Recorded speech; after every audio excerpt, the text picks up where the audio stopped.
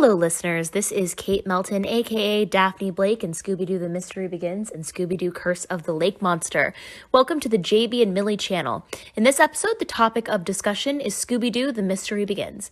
We hope you enjoy. If everything works out, we should have a few, maybe one or two features from Kate Melton, which is really exciting. A huge thank you to them. They're incredible, and I'm really excited to talk about this movie because I love the movie a lot. Now, contrary to the visual, we have no smASH, unfortunately. Not for their fault, you know, there's stuff that went on, but they're amazing as well. So yeah, sorry for no smASH, but we're very happy because this is a really good movie, and I think who better than Milly to introduce her? Woo! So, this movie is the first one of the second set of live-action Scoobies. I believe, was it Cartoon... Where did this initially air? Well, at least people in the UK, it'll be different for America, right? Nah, I think it was Cartoon Network all around, right? I'm so not used to American channels, but yeah, for us it was Cartoon Network. That this initially launched on, and it was the first of two movies. And this one, there's been speculations that it could even have been linked to the first movie and it was like an origin story. Well, I actually found a few things on this watch through that has a bit more connective tissue to it, but I don't know. It's okay. So obviously this is a very important movie for us because our first ever interview on the channel, obviously we've done quite a few now, was with Kate Melton, who of course plays Daphne. We've also interviewed the composer, David Newman, C. Ernst Harf, who plays the janitor. So some good interviews linked. And Gary Chalk. And Gary Chalk, Vice Principal Grimes. Vice Principal Grimes. Because Jerry. It's amazing. And they also play a handful of other people. But you know what I mean, this is the Scooby credits. So if you do want to see some of them, please do contact the channel, like look on the page. There's some really cool things. There is. So now into the plot. Like I was saying, this is kind of like a Scooby origin story. So we start to establish some characterizations of the gang individually, and we also get the story of how Shaggy and Scooby came to meet and how the gang was formed. They then are embarking on their first mystery together, to try and solve the mystery of three ghosts. It's a really good mystery. It's very much like the tale of friendship. In the end, they all kind of come together, and it's to save Scooby, which is just so sweet. It's something that we talked about with the first live action movie as well, where the main motivation at the end was just to get Scooby back, and it's a similar thing here. So it really was that really kind of like heartwarming feeling in its conclusion. So with that, I guess we need to talk through the plot a little bit more, see what we all thought. But I firstly want to talk about casting, I think. And obviously, I think casting with live action, it's always good to kind of speculate on what we think. And I think perhaps the one that gets the most conversation is Robbie Amell, because it was certainly a different take on Fred. JayBee, thoughts on Robbie Amell? So obviously by no means am I a Scooby purist, so I'm not going to go, oh, they didn't have blonde hair, that ruins the character for me. Like, that to me is one of those boring things that I hear people saying because it's just whatever, you know what I mean? But I think that their version of Fred works for the movie, you know. It's not the greatest thing in the world, but I think if you are taking it as a prequel to 2002 and Monsters Unleashed, there were some moments in this that I was like, I can definitely see the Freddie Prinze Jr. Fred acting like this in his younger years, or even just a few kind of years before the start of the 2002 movie. So I can kind of see how that would connect. Obviously there's some retconning that would need to be done, but yeah, I think that they're quite good in this. They have some good moments. What do you think to the stylization for them as well, like outfit choices, things like that? I think, I don't know, again, I'm not really a fan of, in animation at least, of any other outfits except for the original ones. But in live action it can be whatever. Like, I'm not a fashion person. I'm not here to say, oh, that looks rubbish, that looks great. It was just fine. That's the only words that I can describe as. I don't think there's any that I thought were awful, except maybe the disguise that they had to wear in like the middle of it. That was kind of ridiculous, but I think it was meant to be, so I don't know. I think there were a few times where it could have had a few more references. Like, I think this version of Fred in the What's New Scooby Doo, like Polo, I think that would have been a really nice touch, especially towards the end. That wouldn't have looked out of place on them. And I think we were talking about how last week there was a lot more consideration for Freddie Prinze Jr.'s outfits. Like, even just having the colour of their, like, polo being orange or something like that, or their t-shirt just having that tiny bit of orange at the top. Reference to the ascot, so I guess more detail was there. But yeah, I'll let you finish your opinion. I'm sorry for interrupting. Well, that's kind of it. I think there's almost an issue across the whole of this movie, at least, with the costuming, I guess, the outfit choices. But I don't think Fred is particularly known for his fashion anyway, so it's just whatever with Fred. Okay, so Rhianna, what did you think to Fred? Okay, so I'm quite a big fan of Robbie Amell's work because he's gone on to do some really great things. In Scooby Doo, you know, I jokingly said to my mum so many times, and I'll even just think it when watching the cartoon. Fred has dark eyebrows, so seeing Robbie having dark hair, I just like keep going back to the thing of he dyes his hair blonde. You know what? Fred dyes his hair. He's not a natural blonde. That's the story I'm sticking to, especially with Robbie's. But I think he definitely studied Scooby Doo because there were so many mannerisms that Freddie Prinze Jr. had, and things that happened in the shows that unless you watch it, I don't think you would have naturally taken on from reading the script. And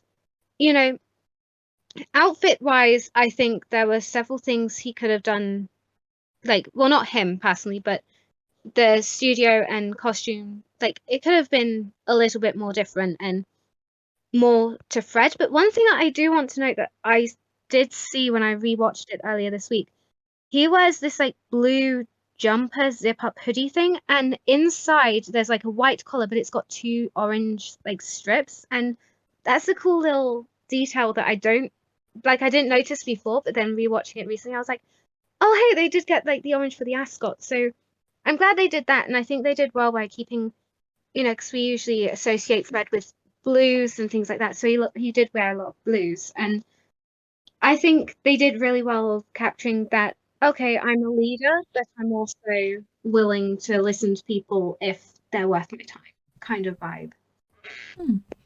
See, I would say I really like this take on Fred, but I think it's not one for like Scooby purists. Like JayBee was saying, if you see if you see Fred as Ascot wearing, blonde hair, then it's maybe not going to be the right movie for you. But like, I personally think it was a really interesting take on Fred. But at the same time, there's no pleasing the Scooby purists, is there? Unless it's Where Are You Incarnate, they're going to find something to complain about. I think it was a really unique and interesting take on Fred. Like, I don't think we've ever really seen them take that kind of jock role before. I think it was very suited to like TV at the time, kind of like the typical story arc that people tend to go for. And I think it was, I don't know, it was just very interesting to see a different take on Fred. And like the outfits and things, they didn't exactly resonate with the absolute epitome of Fred. Like you were saying, there's references there. But I think it was just the entire movie was fitting with TV at the time more than Scooby itself. I don't know. That's kind of my take on things in general, really. So JayBee, tell me what you thought of Velma. Velma's interesting because I almost feel like, because I like to separate the actor or actress from the character, because I feel like for the most part Hayley does a good job as Velma. I think especially towards the start of the movie, you're seeing a side to them that's quirky and charismatic but also nerdy. It reminds me very much of Mystery Incorporated's Velma. But then I kind of just think she did such a good job catching certain things, but at least from my interpretation, I kind of see it like she's abundantly ashamed or embarrassed of being in the movies. Like, she doesn't mention it at all. She never interacts with any Scooby things.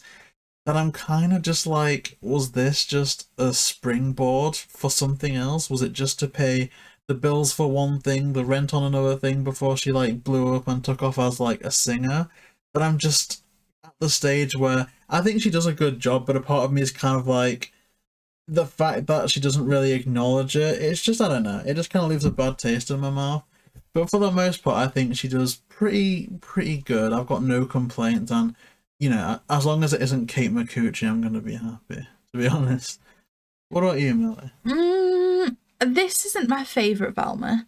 I think the issue is that like when there's already a live action cast, you're gonna compare the two. And for me, Linda Cardellini is the best Velma we've ever had. I think everything to her stance, like, because not only is Velma intelligent, but I find that she's got quite a particular person as well, like not in the way that Daphne is about her appearance, but Cardellini, just the posture and everything she had with Velma, there was just something great about it. Whereas I know it's such a strange thing to pick up on, but the posture of this Velma, I kind of it doesn't resonate with me the same. Like, I don't know if you've noticed, but there's this thing where she always walks with her knees bent. It's a really strange thing, but almost like I just feel like Velma stands upright. She's quite, you know, well presented. Not that she wasn't well presented, but like just the work on posture and things like that. I don't know. I just feel like because we've just done the other live cast last week, I'm comparing the two maybe too much, but it was okay. It was a decent representation. I just don't think it was quite Cardellini. Can I say that? Yeah, I mean, if that's your opinion. I kind of think that in the world that we have today, maybe Hayley's Velma is a bit more of a realistic take. Because I'd say that you could go out and find someone that is exactly like Velma in this movie, but I think you'd struggle to really find characters that would align with the 2002 movie and Monsters Unleashed. So maybe that was the kind of vibe, because all of these characters are not just archetypes. You can find people exactly like that in the real world. So I don't know if that was the vibe, but...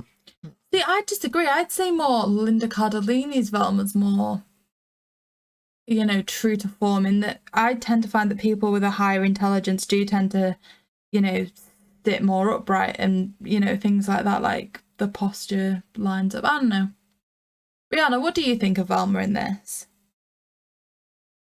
I like the fact that costume-wise, I think it was more suited to who Velma is. So she has like the chunkier glasses and the orange and red skirt and jumper and all that stuff, and I like that about it.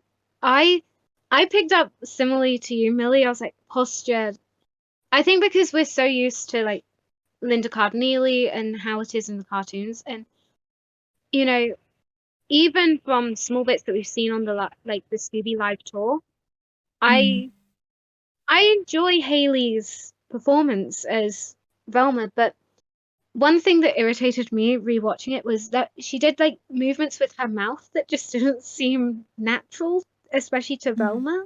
And I don't know why, it just bugged me a little bit. And I was like, Velma doesn't move her mouth that much, and neither do you when you speak. Why are you doing this? It seems a bit too forced, I think. Yeah. And I think I've seen Hayley in other roles, like in Lemonade Mouth on Disney and things like that. So I know she usually played the kind of bad girl vibe that was a rebel, didn't really fit in. So I feel like that for Hayley was a more comfort, like typecasting, whilst Velma was more the forced casting. That, I mean, at that time she was quite a big name in like Disney and things like that. So I think that may have been why they brought Hayley in.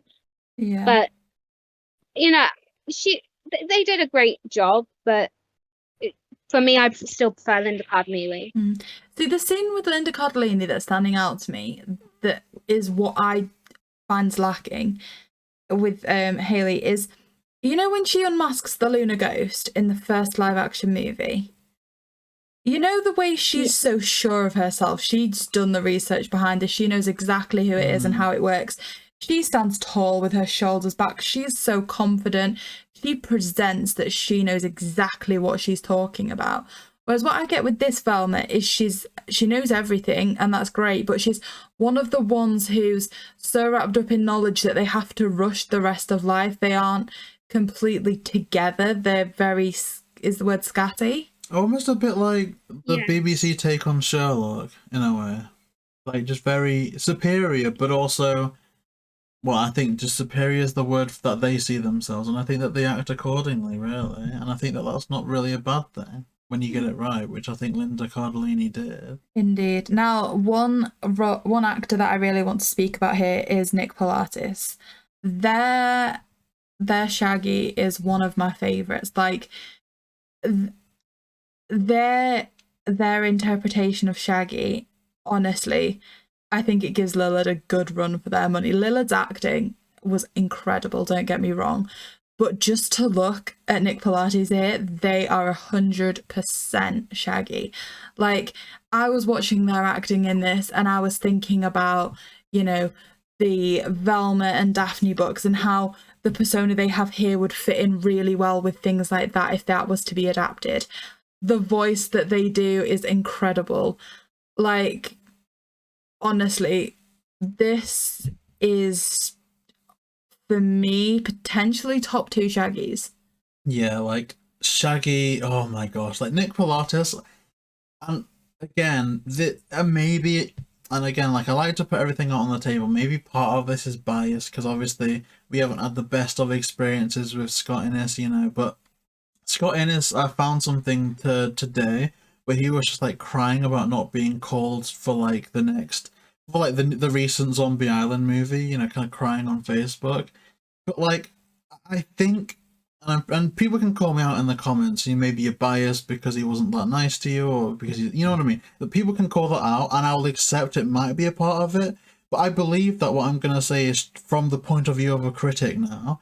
If Matthew Lillard did ever decide to retire, I think before anyone else that played Shaggy, whether that's Billy West or Scott Innes or Scott Menville, I would love to see Nick Palatas at least get the chance to audition to take over Matthew Lillard's role. Obviously, if Matthew Lillard voluntarily wanted to step away from the role, of course. But I just think that they got it right, because I think Shaggy is a make or break character. You can have the best Scooby script in the world, the best Scooby premise, the biggest budget. If your Shaggy sounds off, or sounds goofy, or sounds corny, your whole movie collapses. So I think, really, Nick Palatas has done an awful lot of good here, and I think he should be commended for it. So one thing that I will say is, because their outfits aren't exactly true to form, like, so initially we see them in the green t-shirt, and then we see them in a red one where I'm like, oh, kind of call back here to some old Scooby as well. But then we progress into like robot t-shirts and stuff. So the outfits don't scream Shaggy, but to look at them, you just know. Like, they look like Shaggy. Whereas, like, to look at Robbie and Amell in this, you don't look at them and go, that's Fred. Like, I'll admit, I used to watch this when I was little, and I had the hugest crush on Robbie and Amell watching this. And for me, that was odd. Like, I'm not like JayBee, I'm not going to simp my way through, you know, 50 movies of Scooby Doo. This is the only one where it's ever going to get mentioned, I imagine. Well, Lake Monster. But for me, Robbie and Amell didn't look like Fred, because I never pictured that Fred would ever look like that. Whereas Shaggy, they are just the perfect representation of Shaggy. Like, you can see the cartoon and you can look at Nick Palatas and be like, okay, 100% that makes sense. Well, Nick Palatas is quite a handsome guy, though, because I think I saw a photo of him, and I think I showed it to you, and he pretty much looked like Andrew Garfield on one of them. I really like Nick Palatas, and they are literally, if I find out that Matthew Lillard leaves as Shaggy, I will be very upset. But if literally the next news piece was that Nick Palatas was taking over, I don't think that there's much better. And I think was it Kate's interview, the interview we did with Kate, she said that she heard that Matthew Lillard was very kind to Nick Palatas and that he was impressed with his performance. That to me is like the perfect handing over of the torch if that ever came to fruition. Not only that, but we also have seen here that they gel really well with Frank Welker's Scooby. Yes, yeah. Rhianna, what did you think to Shaggy? I think for this, he was amazing. You know, he had the mannerisms, he had the look, he had the voice, he had everything. Like, it's so hard because I feel like all of the others, you know, and I love the actors and actresses in this, but, and I don't mean this in a bad way, but they could potentially be replaced with the right people.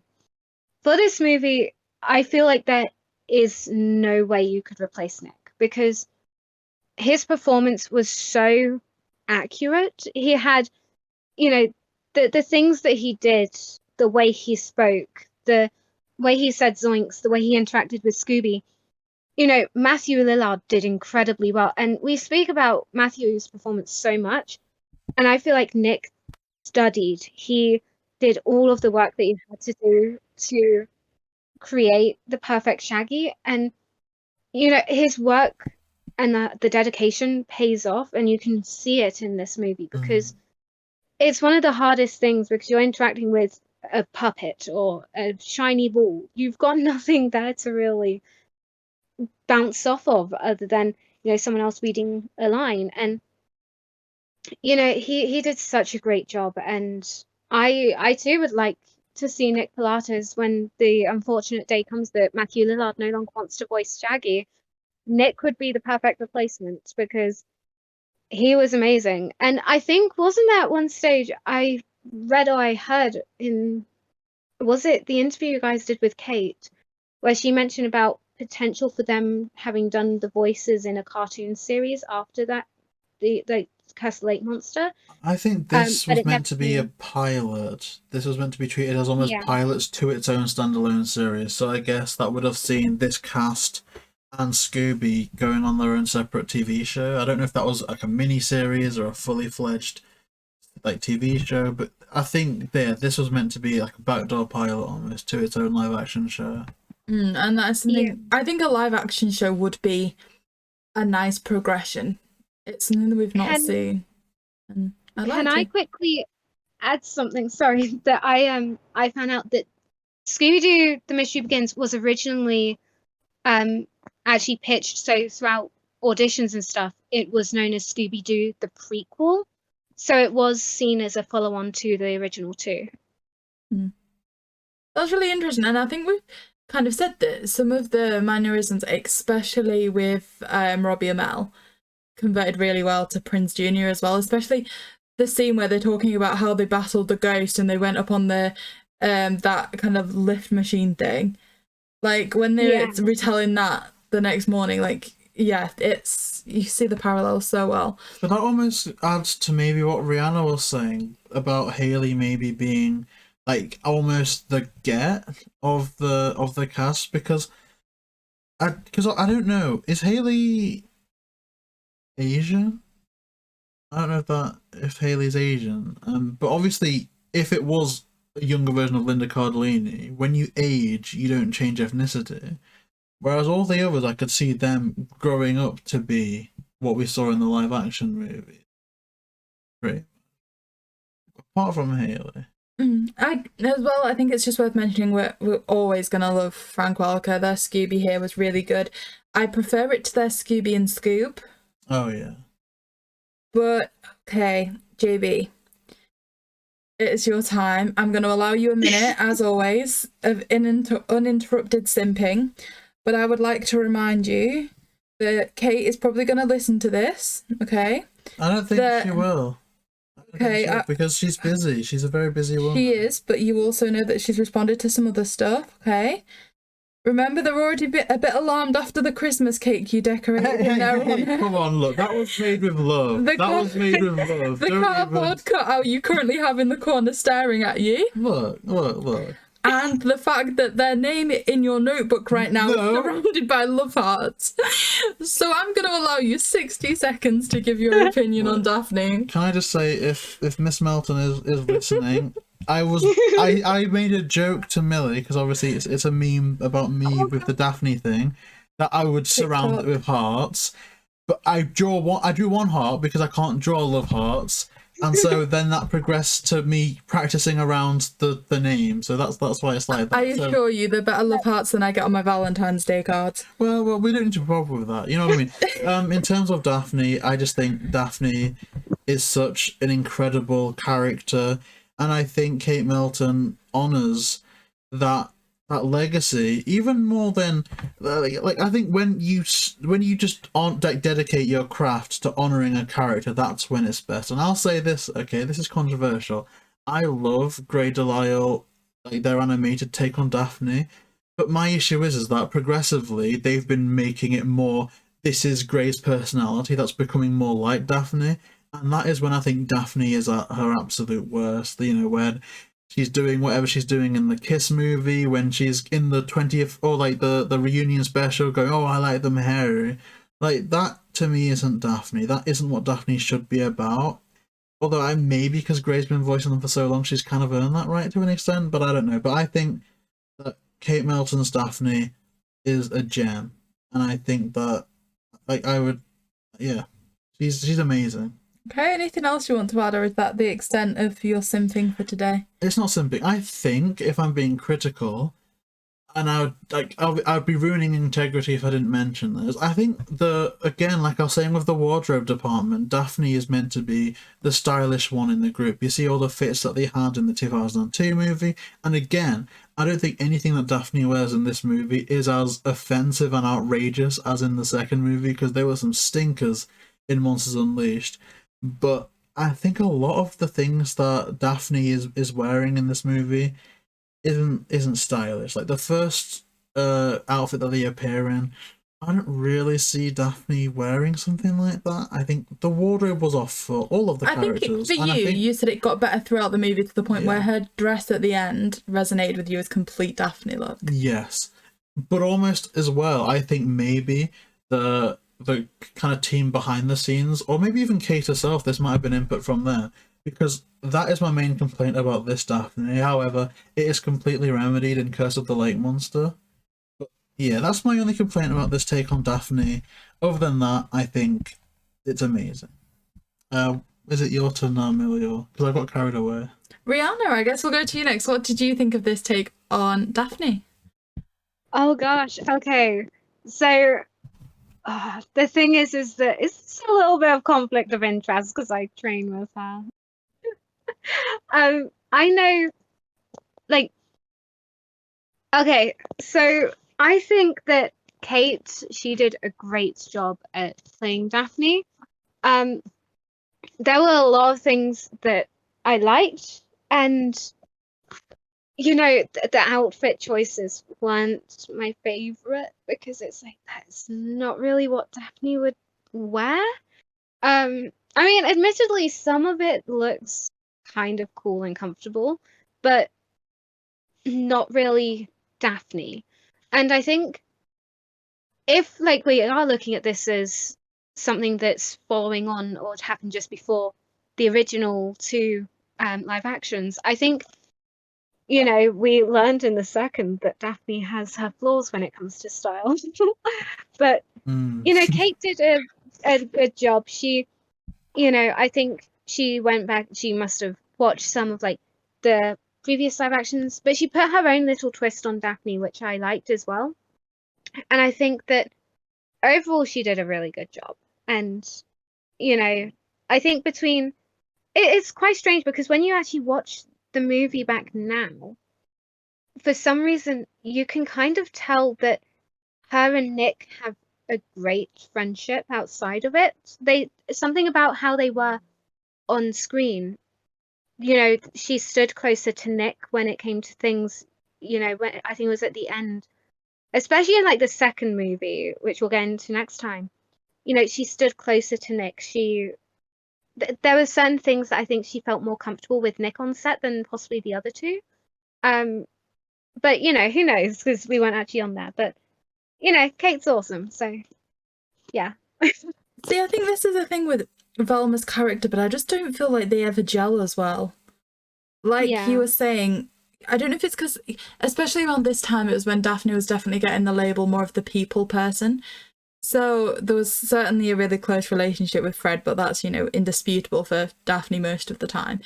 But like you're She saying, loves him. like you're saying, there was just a really nice relationship with Shaggy in this one as well. And ultimately, like you say, I think, you know, Kate really looked the part. She looked like Daphne. She acted it well. Like you say, there was clear that a lot of research had gone into the role. I think it was done really well. I think in terms of the outfits, it was definitely a more modern take on Daphne. It was certainly more fitting with the time. Like, I could see if it was, you know, say set in 2009, 2010, that's probably how Scooby would have been established and would have looked.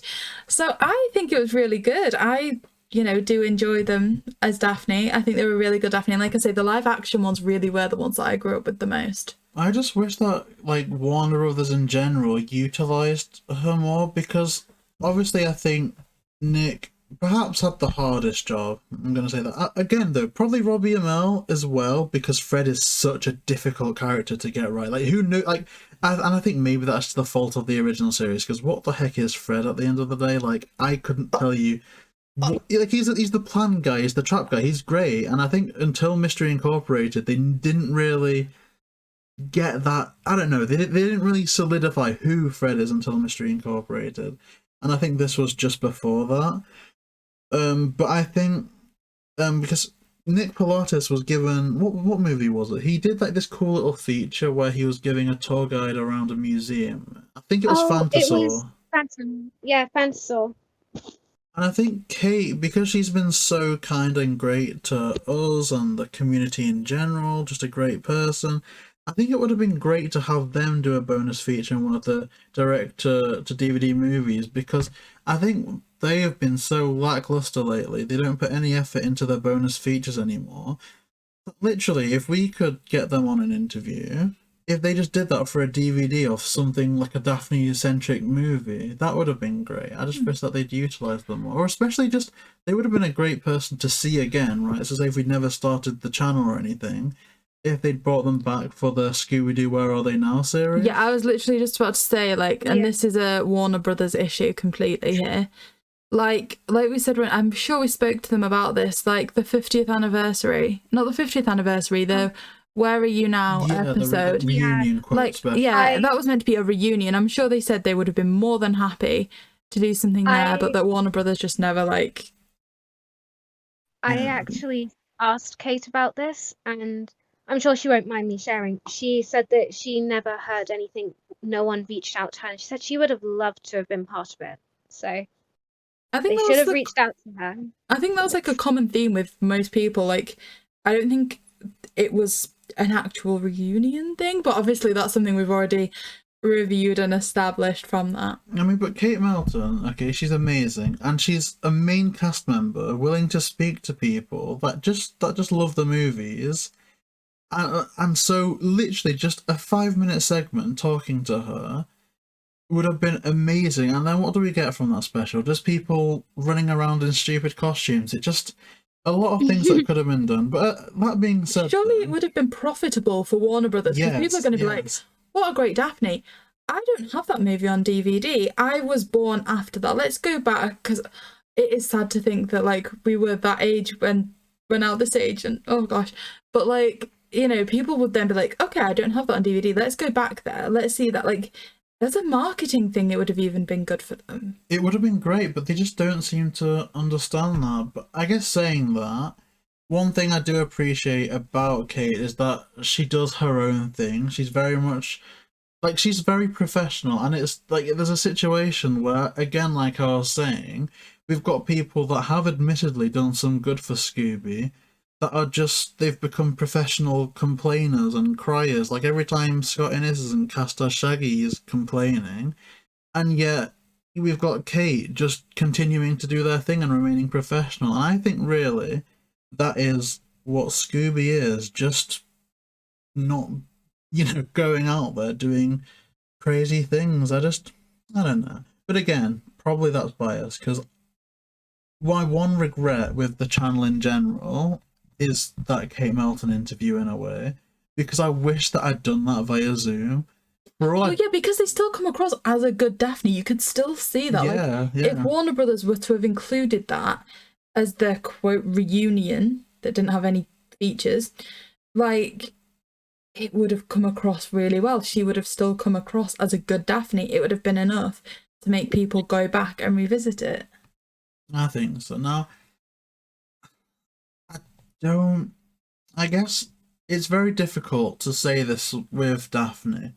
And it might seem like we're giving them less praise, but I'm almost a bit unsure whether they would be able to take over, say, if Grey Delisle decided to step down as Daphne, because the thing about animated Daphne is it's very almost a false sense of, it's a false voice, basically. It's like, hey, I'm gonna do this, I'm gonna do that. It's very bombastic, and I'm not sure if that tone would completely fit, but I would definitely, again with Nick, I would love to see Kate Melton get the chance to audition for the role of Daphne if Grey ever decided to step down, because I just think they're amazing.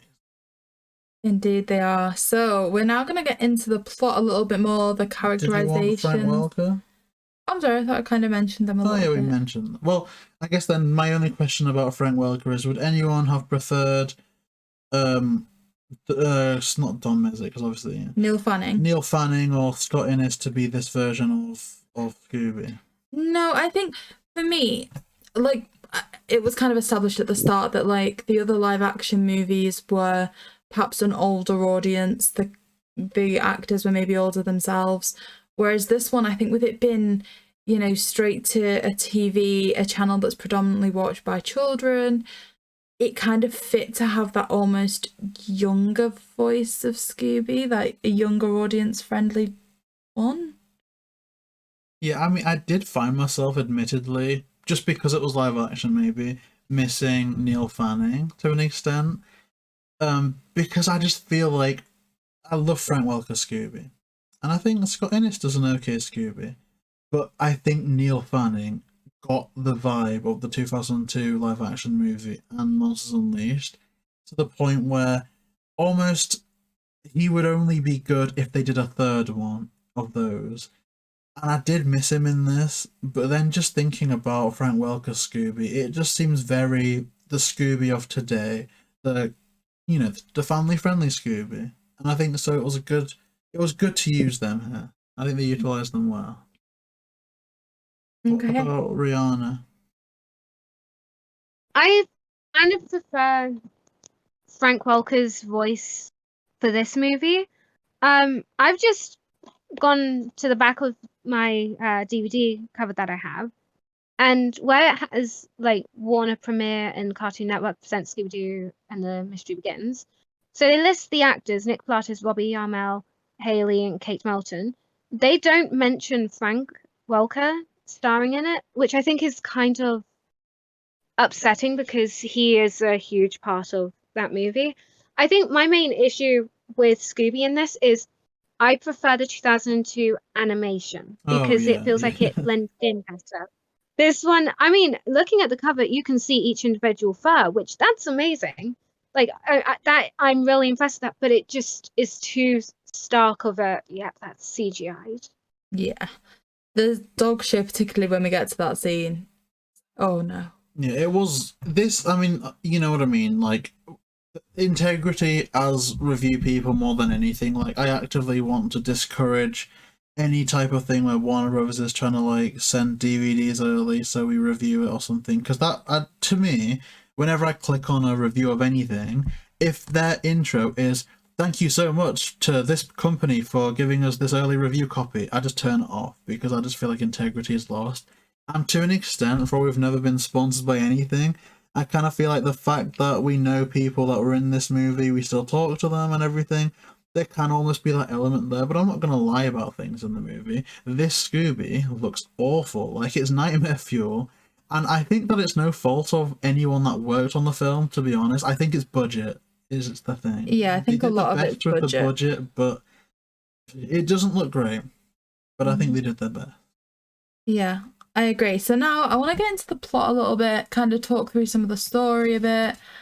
Is this going to be you simping for that Robbie Amell?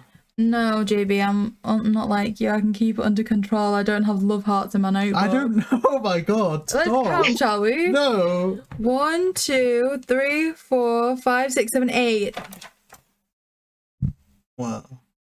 Okay. Well, it's not 9, is it? Okay, so I guess the first stage of like seeing the characterization of them in this adaptation and stuff is the movie more or less starts with Shaggy getting on the school bus. And at that stage, all of Mr. Inc. are getting the same school bus, so you get to see all the characterizations. Shaggy, I guess, comes off as a bit of kind of like they're quite lonely, and they kind of get bullied a lot. And one thing that I don't like is how integral Fred is in instigating that. Not necessarily instigating it, but like that they're literally sat right next to the person that keeps tripping Shaggy up, and it's like, kind of thinking that this isn't the person that makes all the traps and drives the mystery machine. JB, how did you feel about this initial like opening scene with Fred? Honestly, I love it because it reminded me of Spider-Man, you know, that kind of school bullying thing. And also, I love Scoob. Well, I don't love Scoob. I like Scoob. But I feel like Scoob is a movie made for the kids of this generation. And I'm sorry to say this, but the kids of this generation, I don't think that they're the brightest in the world. In order to, you can't just show Shaggy being lonely. It's Shaggy going through a podcast about having no friends. It's tell me the feeling of being lonely on his iPod, and it's like, yes, we get it. He's lonely. Can I ask, at this stage, had you worked out that Robbie Amell was Fred? When you see Shaggy getting tripped over on the bus, were you like, oh, that's strange, why is Fred letting that happen? Or did you think Robbie Amell was one of the school bullies? I'll be honest, I saw this for the first time with my sister. The last day she was ever nice to me. God, I think more or less the week it came out, and so I was again, I was an idiot kid. I didn't even think, oh, that's Fred. When I found out it was Fred, it was, oh wow, that's cool. I didn't initially think anything. Oh, it was too long ago to remember. Rhianna, what did you think to the Fred characterization and stuff here? Okay, so one thing I miss is the fact that in the opening we don't have the moon like we usually do. But that's a little side thing. It's quite cool when you see that a little bit later on though. There's a time when Shaggy's just looking up and it zooms in on it. I think I hadn't fully worked out that Fred was Fred, like Robbie Amell was Fred at that time. This scene makes me want to cry every time because, you know, I was bullied at school, so I was like, I know how Shaggy feels, you know, not having a place to sit and being lonely and everything. So it was like, for me, it took me a moment to realize who actually was Fred, and I think it kind of hurts because it's like, why is Fred so, like, why is he letting this happen? He could put a stop to it, but at the same time, I think Fred is the kind of character who we kind of see it that without traps, who is he? And I think at school, he doesn't really know who he is. I don't mean to use this term and everything, but he's kind of like a sheep. He just goes with whoever will take him. And I think because I think he's smart, but he can't let himself come across as smart because then he'd be bullied because it's like, oh, but you're good, like no one good looking can be smart, you know, that kind of vibe. So I think he's kind of been peer pressured into this role and he doesn't feel comfortable speaking up. And yeah, that's my kind of summary of how I view Fred in this. But I just feel sorry for Shaggy. He just wanted a friend. I agree. And Millie didn't let me finish before she interrupted me. But I was saying, like, in Scoob, it kind of spells it out that he's lonely, whereas here it shows it, and I think that's far more effective. But I actually like that Fred is complicit in the bullying at the start, because for all he isn't happy with it, he is letting it happen. But I think a lot of the things that I disagree with the Scooby purists is when they're saying they shouldn't be a conflict, no member of Mystery Inc. shouldn't get along, it should be exactly how it was in Where Are You? To the point where it's like no movie or no TV show is ever going to function like that because people would just get bored. Unless it's like a preschool thing, people get bored. Whereas here it's showing character progression, it's showing how Fred starts off as one thing and ends as another in the way that they tried to do in 2002. I'm going to say that in terms of Fred's character, and I know you two disagreed with me because, I don't know, maybe I'm just smarter, but I think they almost do that better here because you see why he changes. You see his progression to change. It wasn't just script says Fred doesn't like bullying anymore. Next moment he stopped. That's my piece. What I'm getting is you really like Robbie and Amell too. I like the writing of this Fred more than the 2002. In a way, if they did the 2002 movie right, and maybe even they edited out all of Fred's character development, which I suspect they probably did, to be fair.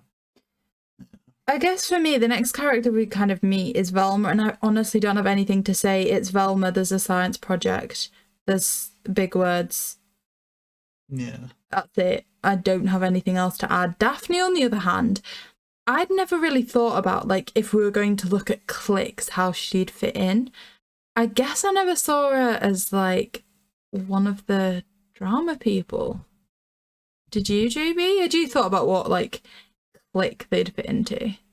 I assumed, and I think this is different coming from a UK perspective, because I think our cliques are very different from America. We don't just have like different types. It's pretty much, I think, at a certain point, more or less just popular and unpopular. You know, the haves and the have-nots. Yeah. And I would say that Daphne would be one of the haves. You know, rich parents, good-looking, sociable, a people person. She would be in the popular group of girls. You know, she would just be going around gossiping, taking selfies in the bathroom mirror. You know what I mean? Just standard hot woman, right? At school. Whereas I think nowadays, I think if stuff like Mystery Incorporated or Morgan Baden's books had been written, I think it may have been a wiser decision to give Daphne more of a journalist or writing element of things rather than the drama club thing. But I don't dislike it. It's just, again, from a UK perspective, it is just popular and unpopular. We don't really have the jock table, the nerd table, or the goth table. It's just, you know, maybe it's different. It's literally popular, unpopular. Yeah. It's not that great. Rhianna, what did you think to like the characterization of Daphne here, the kind of more drama side of things? Okay, so this is where I know something that nobody else other than people who are like Kate who auditioned for Daphne. So oh gosh, I don't know how much I can check. I've seen the official audition script, so the script that Kate Melton read when she did her first audition through. I know, so I know where they're coming from with this. All I'm going to say is that how she was written was okay. So she was kind of, without giving too much details, trying for the school newspaper as a writer. She also wanted to become an actress because she watched Murder, She Wrote and fell in love with it. So I can see where she's coming from. She wants to write and act and do the whole shebang. So for me, knowing that little tidbit when I rewatched it, it made more sense. But when I first watched it, I think like my main question was like, okay, so I kind of assumed that she'd be in stuff. I thought she would do more like textiles with like clothes, special effects, makeup, stuff like that. But you know, I think it made sense because you know, popular ones usually also go for more acting and wanting to be in the school plays, if that makes sense. Not that all actors are stuck up and stuff, but you know. See, that's the thing. I always love when this fiction reflects reality in a way. So say, I love how Sarah Michelle Gellar Daphne and Freddie Prinze Jr. Fred in the live action 2002 movie were like in love. They had a romance. Like you'd always wanted to see Daphne and Velma. No, not Daphne and Velma, nearly, but Daphne and Fred have, and they kind of toy around with it in the animation. And so the fact that our real life Sarah Michelle Gellar and Freddie Prinze Jr. are still married 20 plus years later is amazing. And I guess with that into consideration, for all maybe now I'd like to see more of a writing Daphne, and like Rhianna said, maybe that was hinted at. The fact that our, you know, mystery begins, you know, president of the drama club, Daphne, is now an acting coach, I think kind of gives me a similar vibe as well. Like, this Daphne went on to become an acting coach potentially in the world of The Mystery Begins. So that makes me happy. May I also add that how I kind of view it with what I know is that Daphne was kind of written to be like, okay, I've watched or I've seen this one thing, I like it, and I know for a fact I can do it, even though probably can't. So very, in some ways, narrow-minded that will set, you know, the assignment or like the goal in her mind and will do anything to get that. So in some ways she has like no sense of failure. She doesn't realize that she can fail. So that also kind of hints in that she's used to, you know, because her, as we learn later on, her parents leave her with staff all the time. That's what we can assume. That she kind of gets what she wants quite often because they feel like they have this like responsibility because they're not really around much. So she's like very much, I see something, I can do it, even if like she can't, if that makes sense. And I think, like you say, that character's one that gets more established and adds more context to it further through. But I think what they focus on right at the beginning is Shaggy's character and almost making you feel really sorry for them. Like, they get to school, they've got the bad locker, they fall in the bin, they go flying through into this chair. Their own head teacher's like, come on, it's time to get some friends now. Hey, how about trying this out? Like, see, I was like, I think like part of the reason that like this movie resonates with me is I remember like coming into school on a Friday and this clever teacher, I use the word clever nicely, been like, hey, if you smile, I'll let you have 2 days off school after today.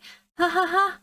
And stuff like that. And it's kind of like, nonsense. Oh, just stop trying so hard. No one wants to be here. Just stop. And like, this is kind of the vibe that I'm getting here is like the head teacher just been like, hey, it's okay. Just smile. It's like, no, not everyone wants to smile all the time. In fact, it's probably a problem if people can't stop smiling. There's got to be a reason why. I mean, JayBee, what are you thinking at this stage in terms of like Shaggy's character? I mean, I'm in two minds. I agree, and like I say, it's a lot better than in Scoob where they have to like clobber you over the head with the fact that Shaggy is lonely. Here it shows it. I'm very conflicted about his interaction with the principal because I always, as a kid, and even watching it until this watch through now, when I wasn't thinking about it as a reviewer, that the principal was very likable, that they genuinely cared about Shaggy's well-being. It's almost like they were about to invite them to the park or something. It was like, let's be friends. Yeah. We can be lonely together. And in a way, you almost do get that vibe, because what needs did the principal have? But obviously, like, it's fiction, there's a script, but in terms of the principal's character, what need did they have to notice that Shaggy didn't have any friends and to encourage him to have friends?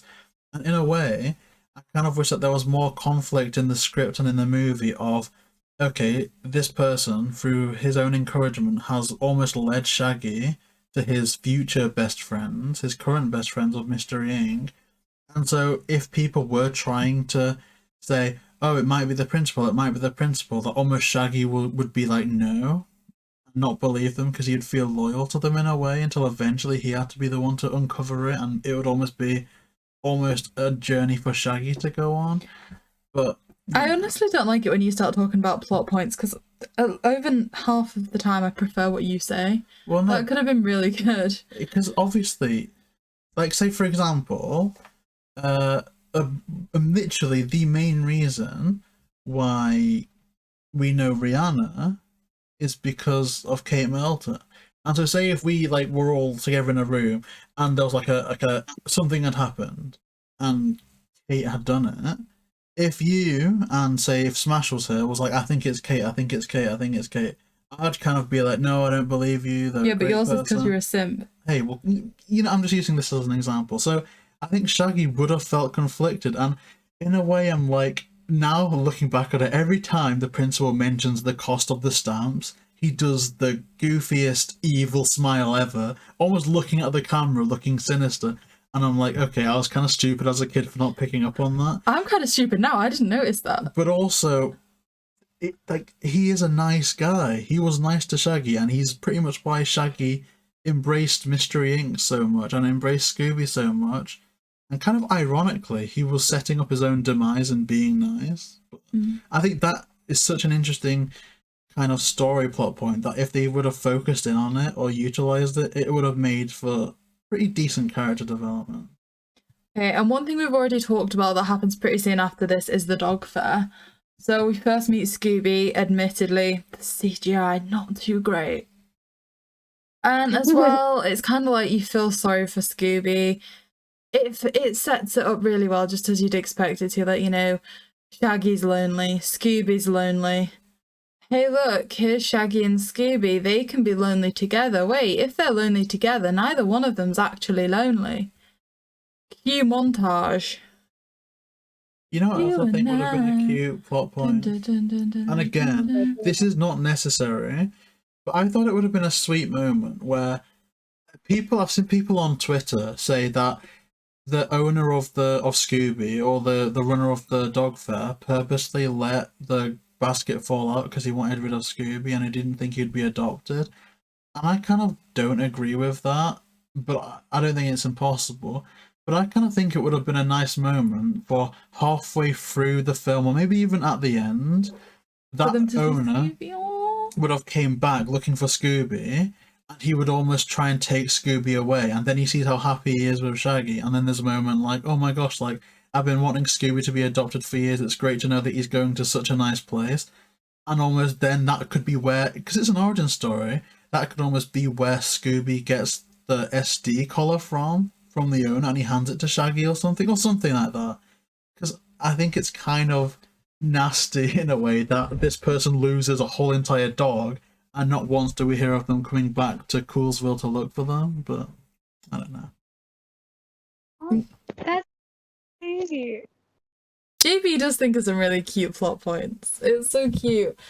Okay, so we're moving on now to the gang actually fully meeting in the detention scene. So I have a problem with this scene, and I asked JayBee about it, right? So everyone like starts reading their mystery books and stuff. And Fred's like, oh, you know, Daphne, I'm sorry. And Velma's like, oh, you're apologizing to the pretty girl when you ruined my science project. and he's like, I didn't apologize because it's not my fault. Hey, Daphne, by the way, this is the ending of your book. What did Daphne do? I don't understand. Why did she get her book ruined when Velma's like, you broke my science project? Like, I don't get it. Like, what did Daphne do wrong? Or what if, plot twist, Fred pays Velma to do his homework?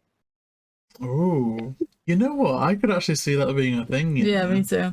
But so with this, something JayBee speculated on was a deleted scene where, you know, where that scene's actually been edited a little bit, and Daphne had been a bit more provoking in terms of winding them up. Alternatively, you trying to avoid saying that Daphne was provocative. JayBee, there's only you that's gonna word it like that, I promise you. Alternatively to that though, like, I feel like 2009, 2010 was around that time, or I don't know if it's just the age we were at that time, where it's kind of like if you bullied somebody, it meant you kind of liked them a bit. So it was kind of like they were just, again, making it obvious that Fred was kind of flirting with Daphne. Just kind of like wind her up a little bit. Yeah, I mean, it's very much a scene where you could imagine there being a lot of dialogue around it that would eventually end up on like the editing room floor, purely for the fact that it's character stuff, not really story stuff. All you need is for them to be together and then ghosts come. So I can only imagine that maybe a bit of that was trimmed down. But it was a really nice moment. Again, I think the benefit of it being an origin story is by the time we see the cast in the first 2002 movie, they don't have time to get to know each other, really, because they're almost... that movie assumes this is that you've watched the cartoons, now watch this story with with these people a bit older. Same, I guess, with Zombie Island. But here these are our takes on Shaggy, our takes on Velma, our takes on Daphne. Now watch how they meet. And so I kind of like that they just have these moments to get to know each other a bit more. Now, one question for Rhianna is, what did you think to the ghosts in this? So they're about to meet all 3 of the ghosts. What did you think of them? Oh, so for me, the oh gosh, I'm going to butcher these names as usual. Prudence, you know, the 2 actual Is ghosts. it Proof Um, Rock? Proof Rock. I have no idea. I butcher names too often. They scared me, and they looked real. I guess they had real people playing them. But they did better on that CGI than CGI of Scooby. That is definitely for sure. And then, Yeah. you know, the principal being, you know, the ghost dude in the mask, he reminded me too much of the Masked Phantom. But idea, what if the evil masked figure from 2004 was actually a costume from the museum, because they unmasked him in the in the high school, and it's gone into the museum, and all they did was upgrade the mask to being a little bit different. I like the idea, but then it kind of upsets me a bit more knowing that so much has changed with the canon. Like, the fact that Fred in Monsters Unleashed says, here we have the Black Knight Ghost, our very first case, whereas by that logic he would be highlighting this evil mask figure that we see in The Mystery Begins. Okay, so Yeah. kind of progressing the plot on again here, because I'm not gonna lie, I tend to so I do apologize, I sometimes skim over things and push things forward a bit too much, but No, we need it. we're now at a stage that I want to tell another funny story about JayBee. Oh, So you crap. can be quiet, JayBee, and just sit Well, there and behave. So Can I have a rebuttal in case it's absolute slang? once I finish speaking, you can okay. explain yourself Okay, go ahead. and make yourself sound like a better person. Go ahead. So I believe at this stage the gang get expelled. Go ahead. Or suspended, that's the word. And they start like looking for evidence and stuff, and they're like, oh, I don't know what we're gonna do the next day. And Daphne's like, oh, you can't come to my house, you know, we have this staff that's always watching me. Oh, And no. at this point, I like to bully JayBee, okay? Because I was having a perfectly normal conversation with him one day about some people that, you know, his parents hired to help them around the house and things like that. And he was just like, oh yeah, they're just one of the people. And I was like, what do you mean just one of the people? How spoiled do you sound? You're speaking about them like they're nothing. And the way Daphne was just like, oh yeah, we have a staff. I was like, oh, was it nice growing up like that, JayBee? Because I couldn't believe, like, we were genuinely just having a normal conversation, and he was just like, oh yeah, one of the people. No, let me defend myself. The context around that was, I think my parents were away, okay, and I was like, and you were like, and I think we were going at the time, and so my brother was there technically by himself, and I wanted to go, and you were like, oh, are you sure that your brother's gonna be okay by himself? And I was like, yeah, I think some of the people are around today, but like, my answer to that is the alternative to go, oh yeah, I think either Steve the gardener or Eric the handyman, or like I can't name them all, I'm busy. So JayBee you're is too busy, they are just people and don't have names. They've got jobs, like, in a body of work. If I have a job, you know what I mean? I think this is just snowflake culture, right? I think you're the Daphne of the group, When I get- big house, private I school, a team of staff. It wasn't staff. Wait, she didn't even get the private school. Sorry, JayBee. Well, we don't. Well, actually, no, she didn't, did she? Nope. No. How does it feel to be a level up? That's Look. why JayBee likes Daphne so much. He identifies as her. You know, I do identify her as a bit Rhianna. You're very right in that, because You're not a people person, I can tell you that much. because what I get from Daphne, and you make fun of me, but especially from Mystery Incorporated, and a bit in this as well as hinted at, you see that Daphne is from a very, very kind of disconnected family in a way, and all of her siblings in Mystery Incorporated have gone on to do things, and the parents are like, oh, why is it just you that's running around solving stupid mysteries? And so I kind of identify with Daphne in that she almost comes across as the black sheep of her family, like I think I am. But also as well, I think I think, you know, the fact that Daphne doesn't get fancy sports cars, like the gardener gets the new car, Daphne gets the other car. I think that's pretty much like me as well. And you know what? Let me just say From the for the stories your record, sister told me, the gardener gets champagne at your house. let me just say for the record, every single one of the people that I went to school with are in Dubai right now because their parents bought them a business, okay? I am not. I went to university and that's it, you know what I mean? I'm not a lazy boy. Like, all you have to do is look at the channel to know that what I'm trying to do is I'm trying to build something here, not through connections, because a lot of the other podcasts, love and respect to them, but a lot of where they are is because they've been in the community for a while, they've gotten to know people, they've got connections. We've literally just been in the game for maybe a couple of months, and so every person that we've interviewed, every person that we've spoken to, all the giveaways we've done, we have to build it from the ground up. And so I think I've earned my place to be an honorary member of this team, and not just some reject from some affluent place, because it isn't that affluent, right? They live right next to Blackpool. And that's the worst place on planet Earth. If they were really rich, I'd be in London. Or I'd be in Dubai right now. I think you brought that back really well from not acknowledging people by their names because they have a job to do, quote, quote, quote. Well, they're getting paid. If it was voluntary, oh, thank you so much, you're such a kind person. They're getting, you know what I mean? Like, if I ordered food tomorrow, do I need to know the guy's name? No, he's food man. That's it. Would you say thank you? Yeah. But you just said you wouldn't say thank you to these people. If I get into a taxi driver, like, I disagree with this. I think this is just... And I'm sure you put it in a better context. I'm sure your exact quote was, they are just one of the people. Perhaps. When it was in reference to a cleaner that was in the garage at one point. No, it was that we were talking about then. There was a group. Okay. There was a group.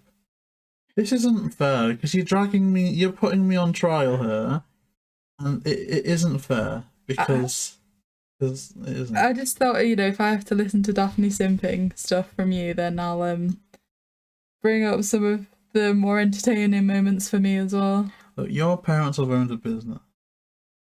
Your parents have owned 5 businesses. You literally dug yourself a hole there. Nice one. Okay, so they go back to the school at night to look for clues, which is... I'm not getting dragged into this. What, you're not going back to the school to look for clues? No, I like that. That's pretty good. That's pretty good. Okay, so Velma finds something on the stage, and then the ghosts appear. So they all kind of split up. There's quite an interesting moment where Fred starts to fight one of the ghosts. I think it is quite true to form with Freddie Prinze Jr.'s adaptation at that point as well. I think it's one of the times we start to see kind of that personality almost linking up. Personalities linking up with Daphne as well. I know JayBee was impressed that there's a little karate kick there in reference. Yeah, although again, if it is a prequel, it's technically before she should have known that, but I like the reference, and again, Daphne being a bit stronger is really cool to see. Oh, it was showing that it was something that they were interested in and just needed to pursue when they had the time. And of course, Ben and Jerry going off to the freezer. But were we even there yet? Yeah. Did we get It's to... in the morning. Did we... Oh, yeah, you're right.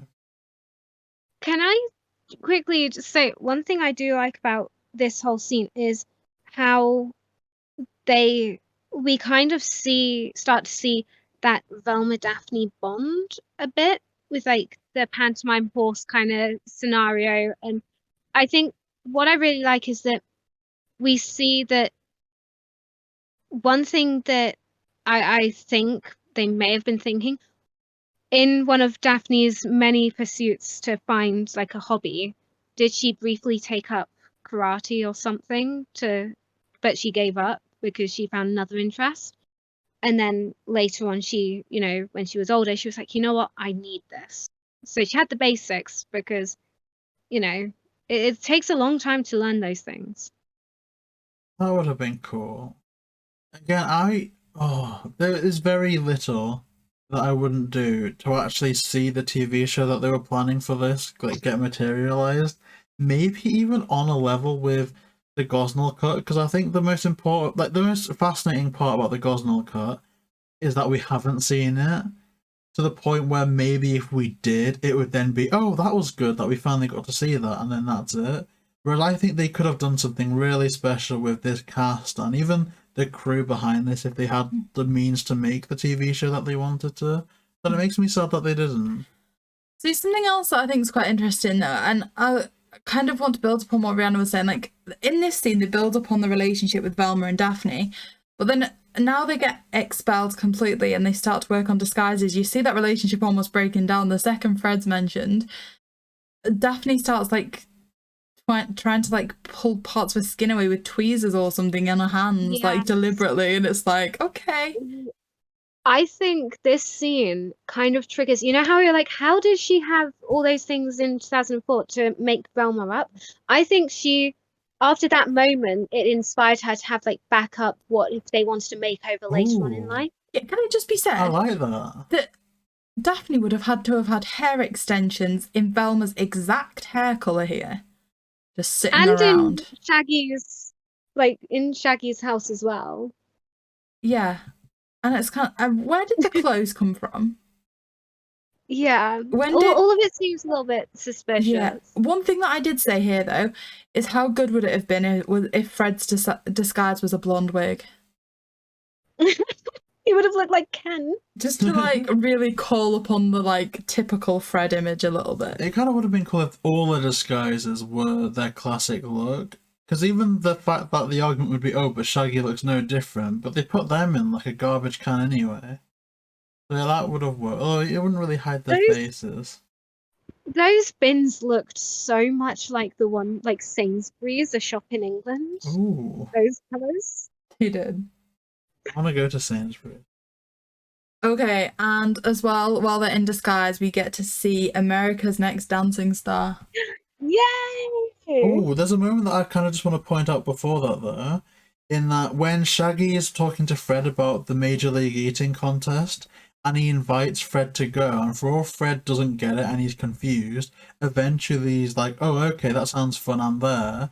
I think we need more Fred-Shaggy interactions like that. Because I really hate it in modern Scooby where Fred, I don't know what it is, if it was a movie or something, but they try and switch up how they split up the gang, where Fred and Shaggy go off together, and then they try and do small talk and it doesn't work, and then they're kind of like, shall we just quit this? And they're like, yeah. I don't really like that. I kind of want to think that if you put any two members of the gang in a room, they're going to be friends regardless, and I think that's what we get here, and I love it. JB's mentioned... Sorry. Oh, sorry. I was just going to say, I think that was an episode of What's New Scooby Doo where it was in the toy shop and Shaggy and Fred go along. And I think, was there a mention of, because I know they were talking about sports and stuff, of like an eating contest or something? Yeah, Major League Eating. So it's like a throwback to What's New Scooby Doo. See, one thing that I like here is, like JB was saying, it was nice to build on that Fred and Shaggy dynamic. It's not something we see that often. Like Velma and Daphne, they've got their own movie. They've got a series of 3 books. Well, the third one's hopefully going to be released soon.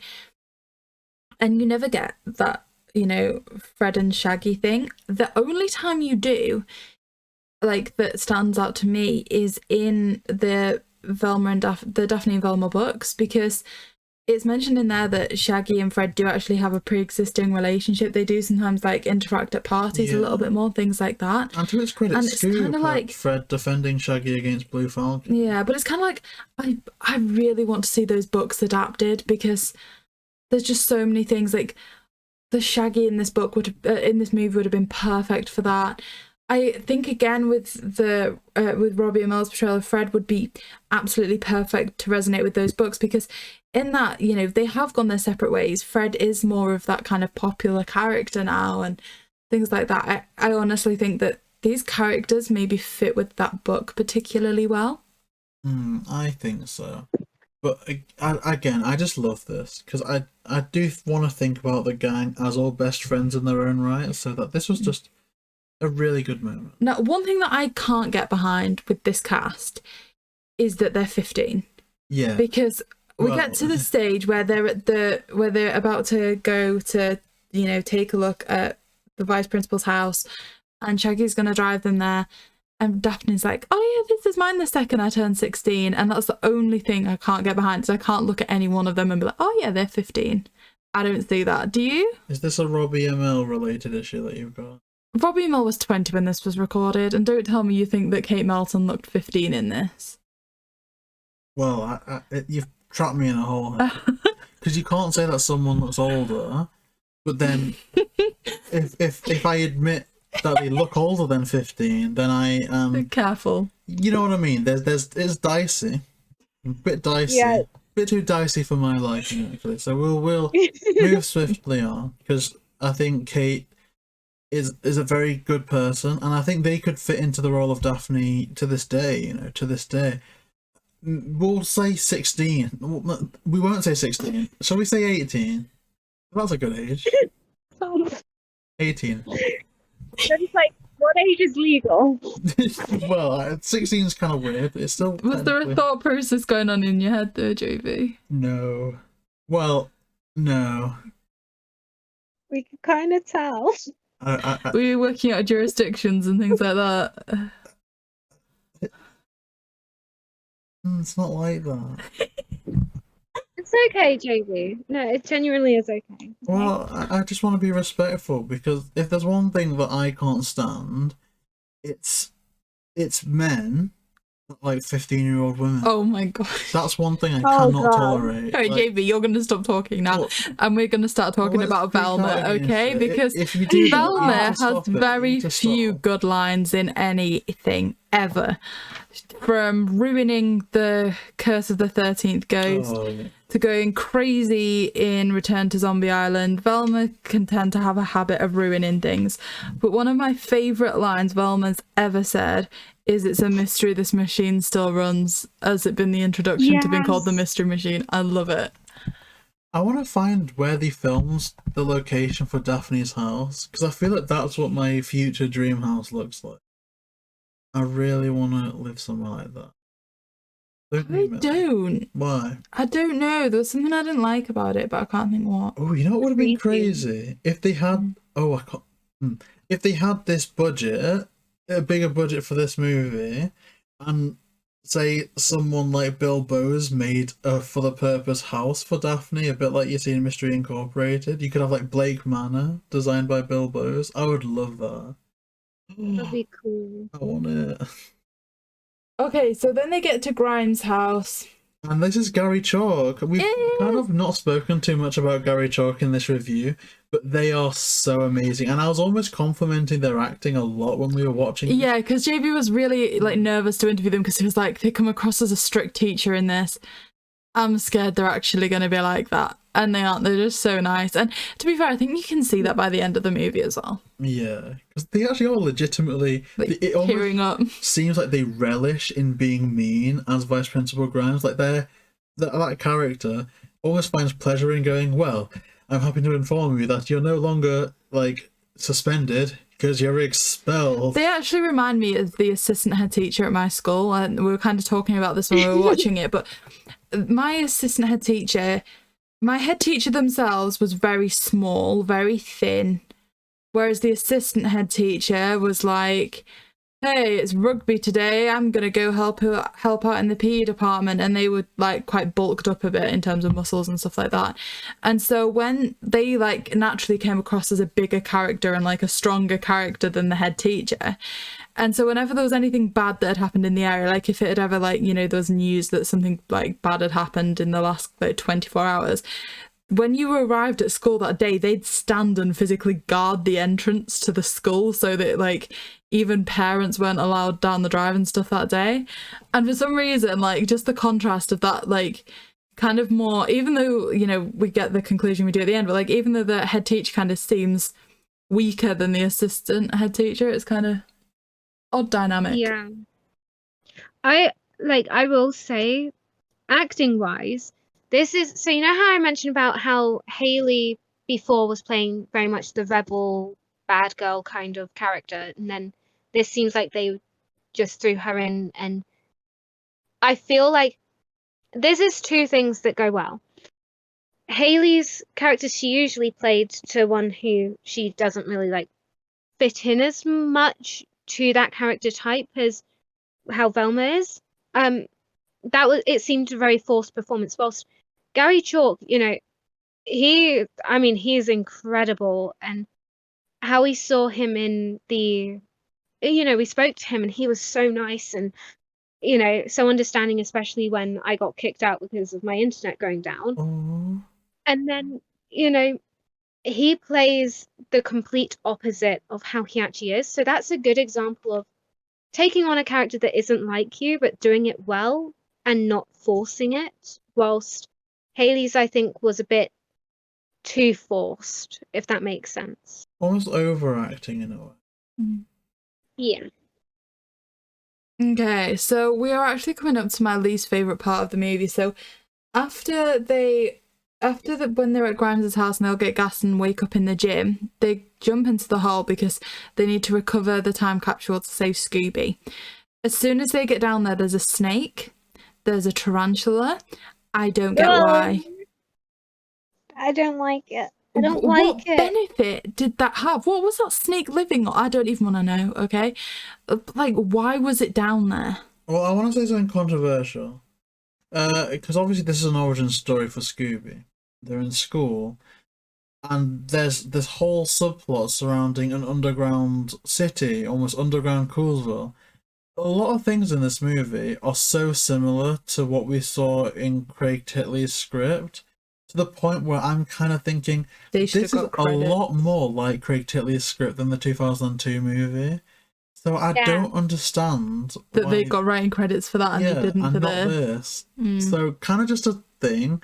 When we spoke to them and we interviewed them, I think about 2-3 months ago now, they said that they hadn't seen this movie. I would love to get their take on it. I don't want to like start some type of lawsuit or something, but I do think Craig Titley deserves something for this. Although I guess if they know that James Gunn had at least read Craig Titley's script, whereas if I think it's the Altier brothers, if they didn't read or even hear of Craig Titley's script, I guess it's just coincidence.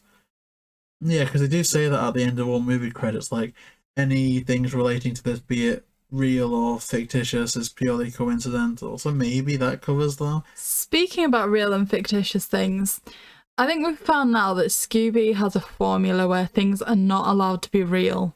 The monsters can never be real or anything like that. Yet here, spells are real. The ghosts that have been summoned, all except one, are real. I think it's like quite refreshing, really, JayBee. Do you? It is, and in a way, I prefer it when it isn't, or at least if it's a real person, the costume needs to be interesting. And I think that for all I love, I think it's Sean McDonald that plays the principal, who eventually is like the evil mask figure in this. I like them. I think the costume looks very hokey. I think it's boring that you've got Scooby Doo, something renowned for wild and wacky monsters, and it's a person, so obviously in a Halloween costume. Again though, this is rectified in Curse of the Lake Monster, but without the other real ghost it would have been quite bland. So there's such a nice touch. If it was modern Scooby now, where everything has to have an explanation, or oh Velma, it's just swamp gas, it would be all the worse for it. I almost don't like that Shaggy's casting the spells. For me, if anyone's going to be casting a spell in Scooby-Doo, it should be Thorn from the Hex Girls. Yeah. I watched too much Witch's Ghost, I apologise. Ooh. See, with this whole scene, when he casts a spell and then we see all the other ghosts, it reminds me when they're like floating around the city of when we see the ghost ship in Scooby 2. For some reason, that scene when like the ghosts are flying and then the ghost ship is coming to, it just makes me think of that for some reason. It reminds me a lot of the scene in Ghostbusters 2 when like ghosts start terrorizing New York. Oh yeah. I was like, I want to know why everyone I know has gone Flip City. Okay, so ultimately they get rid of the ghost, Shaggy casts the spell, Shaggy. and they can unmask Principal Deal. And I remember being so shocked with this when I was little, because they were such a nice character. I was a very simple child. No, I agree. I wanted more reaction from Shaggy in a way, like, oh, I'm sad because this person helped me find friends and now they're the villain. I wanted there to be more conflict there, but again, maybe Yeah, I'm wanting it is. too much from what's a very short movie, really. See, I think that coming from someone who, before I met you guys, was very much like, I don't want friends. Like, I had people at school constantly, they would tell my mum, they would tell me, Rhianna needs friends. Like, she needs a social life. Go out, make friends. And I'm like, no, thank you, because everyone bullied me. So Oh, for me, I'm kind of like, before I met you guys, I was like, I don't really want friends. You're pushing me into this. So no, I'm good, thank you. I don't like people. I don't like associating with people. I'm good in my own little bubble. So I think Shaggy is kind of viewing it from a, yeah, no, I don't really trust you because you're pushing me too much. So the fact that you are the ghost, I don't really care because I don't want you in my life. So adios, bye, see ya. Please never push me to make friends again, kind of thing. arrivederci. I feel like I can resonate so much with everything Rhianna says. Like, I was exactly the same. I was like, I don't want friends at school. They're like, I'm just so different from everyone. They find the most ridiculous stuff funny. I'm just here to do my schoolwork and then I want to go home. I've got a family at home I can go to. Like, I spend loads of time with my sister. I help look after her kids. Like, she's pretty much my best friend at this stage. Like, I just don't need any of this. And like, if there was a new person at school, they'd be like, "Oh, you can go and sit with Milly," and I'm like, "No, you can't. Like, sit with someone who's gonna want to be your friend. I don't like people." Whereas Have you had now, a sorry, you finish. whereas now, like, I've met you in SMASH, and you helped me deal with JayBee, so I really appreciate the pair of you. I've been attacked and slandered in this episode. You haven't. It's okay, That much. Daphne. Calm I down. love you. I appreciate it. I had this one teacher who created this buddy system and would give extra, like, I don't know what they were giving to the students, but like every like day for a whole week, I had a new person from my year group come up to me and be like, "Hey, want to sit with me with lunch? You know, can I sit with you and work on this like project or whatever with you, like whatever we're studying?" And I'm like, "No, thank you. This is weird." Oh my gosh, me and Rhianna are so similar. It's so funny. Like, whenever I had to do group work at school, I was like, nope, not doing that. And my teachers would be like, "Oh, come on, it is part of the grade to demonstrate teamwork." And like, there was this thing at the time where like I actually did like, yeah, JayBee likes talking about things quite frankly, quite openly on the channel, but like I had like some mental health stuff at the time. Like I had like really bad social anxiety, so I had like a doctor's letter that I could literally just be like, "Look, I don't want to be near people. No." Because I genuinely couldn't take interacting with people. Like, at least not my own age. Like, if somebody was like, if there was like, you know, somebody that was really left out like 2 years below me, then fine, I'll help them get to their lessons and stuff like that. If somebody 2 years above me, for whatever reason, I become friends with them, fine. People my own age, I just couldn't speak to them. Do you reckon if me, you, Rhianna, and Smash went to school together, we'd be friends? I do. I think it'd be an absolutely hilarious friendship, and I actually genuinely regret that we didn't all go to school together, because that would have been amazing. So sexy at school. Oh, for God's that sake. I think maybe I would have been rolling in different groups. But I think ultimately I'd love your company even when I was all hench and muscular. Oh my gosh. I'm sure JayBee. me and you had established away from the channel, but I'm just going to say it here anyway, that you wouldn't have spoken to me. Your words, I believe. No, because I would have been interested in the bunda. Oh my gosh. I feel don't- like I would have hidden from everyone. I wouldn't let you, it's okay. Because you could have spotted me at the gym. We could have helped Rhianna. Rhianna's not. When you say who are you speaking to then? You could. I'd have spotted you at the gym. Yeah. I've never. Oh gosh, Milly. Well, I think we would hide together. Yeah, I feel like me, you, and Smash would have been great friends, and JayBee would have been in love with himself. Yeah, but it's like the multiverse. So we'd have all been really happy. So yeah, there was an unmasking. And Gary Chalk does a lovely little summary here. The outfit for Daphne, as JB said, probably reaches the best it's been for the movie. It's pain. The outfit for Velma maybe reaches its worst here. And then, you know how we've established throughout the last 50 movies that JB is a huge Daphne simp? One thing we're going to establish when we're doing the series is I simp just as hard as JB, but my thing is the What's New Scooby Doo song, because for me this is my favourite outro of like any movie. That was the best. Like, I was like, I don't care whatever's happened in this movie. This could have been the worst movie ever, but this song just makes me so happy. Like, the movie's never going to end on a bad point if it finishes with this song. So, yeah, I can honestly say this was my favourite outro of any Scooby Doo movie. And I love that it's an origin, not because obviously if you look at the Inkworks cards, all of the members of the gang are there, including the Mystery Machine. And this isn't just an origin of the gang's people, it's also an origin of the Mystery Machine, which I don't think we've ever seen before, unless I'm mistaken. Oh, it's so nice to see them decorating. Yes. It really is the best outro. And with that being said, if it is the outro, it is the end of the movie, Well, which means it's verdict time, JB. I want to touch upon the fact that David Newman did the music for this movie, and I'm disappointed that they didn't use more calls to the 2002 and 2004 music, but I still like what they did here. And also at the end we see Captain Cutler, and I don't know if either of you know, was this original for the purpose Captain Cutler footage, or was it Monsters Unleashed reused footage? I don't know. I didn't notice. But another thing, again, a huge shout out to C. Ernst Harf, who plays the janitor in this movie, and we interviewed them. Again, we didn't really touch upon them because we went on mad tangents, but they did an amazing job here, especially their dance moves. I love that. In fact, that's kind of how I dance, I'll be honest. So I could relate to that. think you and C. Ernst Harf would have a great time dancing together. Oh, can we do that? If we vlog, can I oh my gosh, dance off.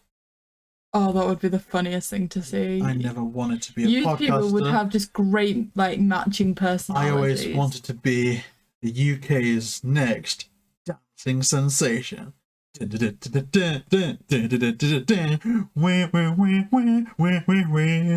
love that. Oh, and we could have Kate watching us as well. Kate could be the judge.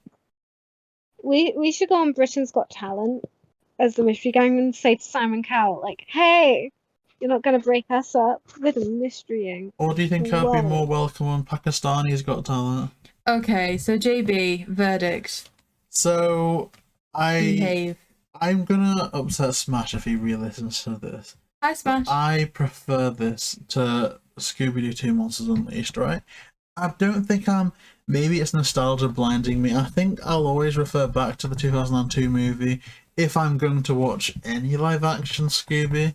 But I think, and like, this is unpopular, but this craps all over Scooby Doo 2 Monsters Unleashed as far as I'm concerned. This is so much fun. It's amazing. And I can't really find much fault with it. It's something fun to put on. Good music. The cast is amazing. Every time I see Kate Melton on screen, I just get so happy because legit, that interview was one of the highlights of my entire life, especially how it happened on my birthday. And I'm going to take that memory with me to my grave. And I don't think, maybe actually, if she does hear this, she'll probably be weirded out by me. But I mean this, right? I could grow to 95 years old, get dementia, and I'd still remember that interview. It was a career highlight. It was a life highlight. Don't worry, she'd get to 95 and still be troubled by the Daphne out of icing you made on your Christmas cake. Maybe. I'm sorry. I just... No, because I do appreciate that. She probably has to put up with a lot because I am weird. But this movie just means so much to me. I wish that I could track down some of the Dairy Queen products that they made for this. I found some on eBay that I'm watching. I'd love to complete all of the collection for that. Just amazing movie, amazing vibes, and I think controversially an even better sequel on the way. So I would absolutely smash this movie 1 billion times over. I love it a lot. Milly. Would you smash or pass Scuba Dooba and the Curse of the Lake Monster? No, and the mystery begins. You're skipping ahead of yourself with this, aren't you? You're already Well, quick. I actually am. I wish we could talk about it now because I love that movie. I love that movie, but I've only seen the next movie once, so I'm going to have to do a really good watch through of that. swine. But back to this week's movie. I do absolutely adore this movie. Robbie Amell is an incredible actor. Alright, I think they do Fred really well. I think Yeah, come on. I think Nick Palatas is an incredible Shaggy. So, and of course Kate Melton is amazing also. So there's certainly some really good, parts of this cast that just bring the gang together really well. It's a great story. In terms of origin stories, it is one of the best. I prefer it to Scoob, I want to say, in the, comparing it to other origin stories. I, again, will apologise to Smash and agree with everything JB's just said in terms of I do find this to be a far superior movie to Monsters Unleashed. And so, yeah, with that in mind, it's a definite smash. I really wish that I could get the equivalent of the Sarah Michelle Gellar Daphne poster that I have with Kate Melton, and I could have them together. I think that would be amazing. Right, Simp, you've spoken. It's time for Rhianna to give her verdict. I mean, Milly, you were calling JB a simp. You're kind of a simp at the moment, too. I've not said a tenth of what I could say about Robbie Amell. I kept it quite brief. Believe me, if Smash was here, we'd plan to go on a full-on tangent about Robbie Amell, but I don't have the support to show come the out with audience that. how disgusting you are. Excuse me? Oh. Who's got the shrine, Okay. JB? Yeah, because I like Okay, a character. I like a character. Before Who we see spends the more on their own relationship. Daphne collection than they did Don't. they didn't get their fiance a birthday present. You said you didn't tell me till the last minute that you didn't want to Oh do my Telford, okay? And I did get you stuff, even though you told me not to because we were doing Telford. I got you stuff anyway, and you didn't tell me till the 11th hour that we weren't doing Telford. Oh my gosh. Okay, so before we see the end to of the some extent, relationship, that's a joke. JB does look upset to some extent that it's Well, a no, joke. the angriest I've been on a podcast was last week's episode, where you and Rhianna went on this crazy conspiracy theory that I didn't like Seth Green's character because he made Linda Cardellini look good. That was ridiculous. Is that not what you said? No. what? Like, I don't mind being accused of Okay. stuff if it's in jest, but that wasn't in jest, and it was so ridiculous. Back on JB. topic. So stupid. Oh, okay. So it's my turn now. So first of all, can I just say this is the first review I have really, really enjoyed fully all the way through for the past couple of weeks. So Wait, I've not had recording it? JB yelling at me. Yeah. Oh. So I've not I had mean, you. Rhianna, he was calling you the wrong name for a good hour before this. Well- I think he's really turned it around. Yeah. Yeah. And he hasn't yelled at me about Endgame. So quickly moving on from that. No, we're before- not going to. It's you know what I mean? It gets boring, doesn't it? I need to... You know what I mean? We keep it real here. We keep it real. Just you do your verdict, because I think you're going to do amazing. Oh, thank you. You have Okay. too much faith in me, though. Everyone Millie's a does. Robbie Amell simp. Gather So this shrine. movie. Oh my gosh, you too. They're ridiculous. Where's the Robbie Amell stuff, JB? 'Cause Well, I no. can What are see- you telling me that we wouldn't have them if they did like a Pieceworks card or anything? And you know what? No, screw this. Okay, can I just say just quickly, please? I'm so sorry. Okay, I am a coloured person. Okay, and do you know how much representation I got as a coloured person as a kid? 0. Okay. So why are you So going I after the can't gallant? I can't look up to coloured people, coloured actors, coloured characters, okay? Oh my But gosh. what do I identify with as being a coloured person? Yes. Sometimes disregarded, sometimes looked down upon, sometimes being told you can't do this, you can't do that. And so what other person or type of person do I identify with as a kid? Females, because sometimes they're looked down upon, sometimes they're told they can't do this, they can't do that. So you mean I you like love Velma? Chihiro from Spirited Away, Coraline obviously from Coraline, and Daphne from Scooby Doo. That is the Velma. closest I had to having characters that I could relate to. And so I do Yes. love Daphne for her character. You just like Robbie Amell because you think he's a hunk. What character trait do you admire? Guys. Oh, Hi. look what you're doing. You're speaking over Rhianna. You are This now. is meant You to are be her now. verdict, JayBee. Yeah, I'm just saying. Look, you'll get back to your gala shrine as soon as this recording's finished. No, you're doing mad things. Rhianna, your verdict, please. Help. So first of all, both of you, please don't fight. I love you both a lot. So Oh. hug and make up, okay? 'Cause you're like the OTP or whatever the kids nowadays say. So my verdict. I remember seeing. Oh gosh. Okay. I have to compose myself quickly. Okay. It's about to do a whole Sharpay Ryan moment behind like the scenes of High School Musical. So I saw this movie basically the day it came out in England, I feel, on Cartoon Network. I think it was shown on Boomerang though over here, but I mean we do have Cartoon Network, so it may have been on there. I remember loving it back then.